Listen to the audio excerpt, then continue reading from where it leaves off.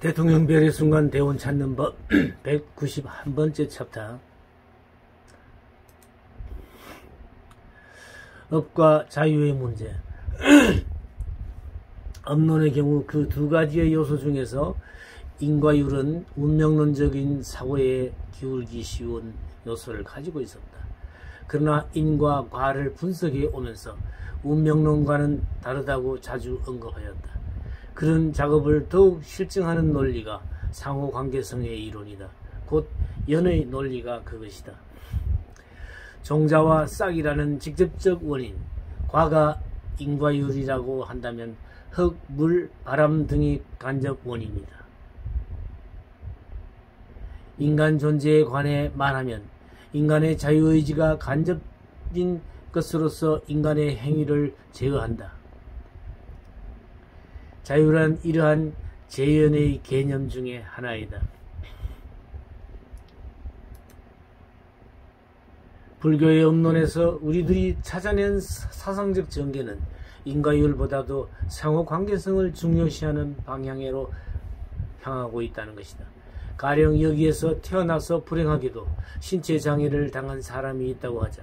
업론에서 보면 그 원인을 결코 과거에서의 악업이라든가 더구나 선조의 재앙에 의한 것이라고 해석할 수는 없다. 장애는 어떠한 생리적 과학적인 원인에 의한 것이라고 한다. 생리적인 원인에서 과가 생기는 것에 불과하다. 그럼에도 불구하고 신의 분노라든가 선조의 앙심이라든가 하는 제3자에게 원인을 구하고 있었던 원시민족 내지 고대 인도 민간 사상에 반항하여 나온 것은 실로 불교였다.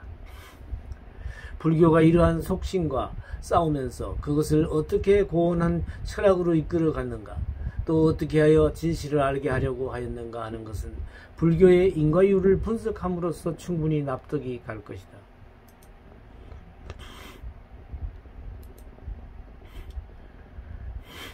속신에 의해 믿어졌던 신들인 제3자를 부정하면서 그리고 또 인과율을 긍정하면서 불교는 서서히 그러한 인과를 외적인 것에서 내면적인 것으로, 물성적인 것에서 정신적인 것으로 깊이 파고 들어갔다.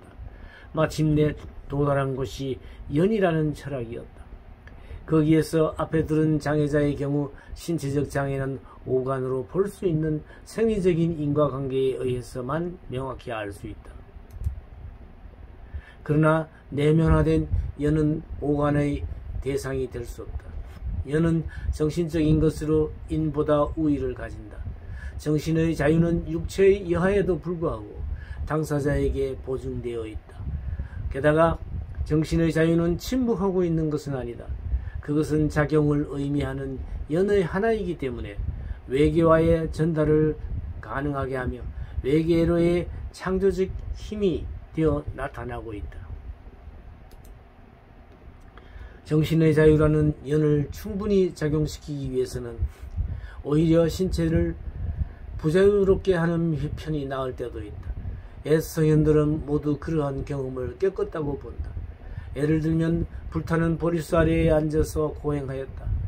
고행 중에서 가장 엄한 것은 오간을 제어하는 것이었다. 죄인을 벌하는 형에서도 사형보다도 한층 고통스러운 것은 오간을 제어하는 것이라고 한다. 사형보다도 독방에 들어가 무기로 두는 만큼 잔인한 것은 없다고 한다. 그는 마침내 시각, 청각이 둔해져 광란 상태에 빠지고 만다는 것이다.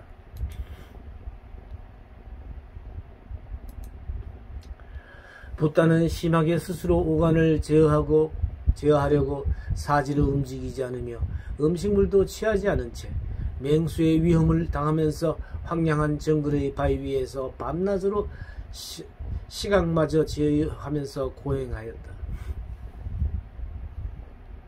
단순히 인위적으로 정해진 어떤 기간만의 고행이라고 할 수 없다. 어쩌면 그는 그대로 사체가 되어 소멸해 버렸을지도 모른다. 그것은 분명히 생명을 건 위험이었다. 참으로 육체는 혼의 비상을 방해한다. 붓다는 보리수 아래에서 건전한 신체를 친히 부자유롭게 하였다고 할 수 있을 것이다. 그러나 그 이의 혼에 대한 정화에 어떠한 영향도 없었다.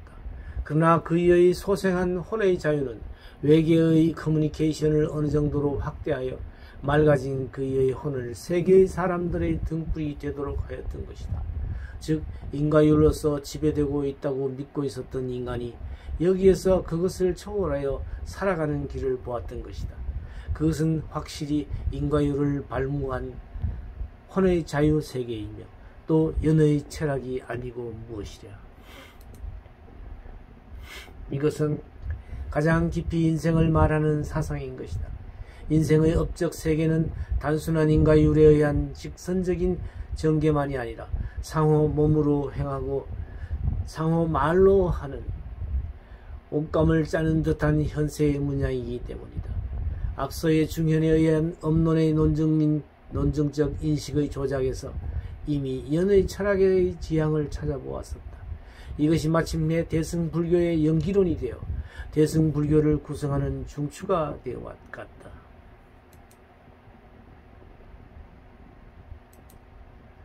뒤에서 상술하거니와 이러한 연기론이 대승불교에서의 실천론의 근저가 되었다.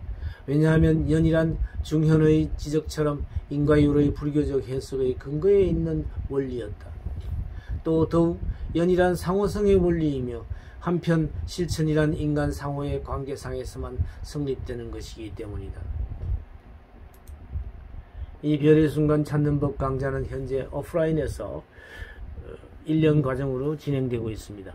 매주 토요일 오전 10시부터 오후 1시까지 3시간씩 해서 이 서울동방문화대학원 대학평생교육원에서 진행하고 있는데요. 이곳은 성북구 성북로 28길 60번지에 자리하고 있습니다. 등록 기간은 1학기는 3, 4월, 2학기는 8, 9월에 그 신청을 받습니다. 신청 시에 이 전화번호와 메일을 참조하셔서 신청하시면 되겠습니다. 관심 있는 많은 분들의 참여를 기다리겠습니다.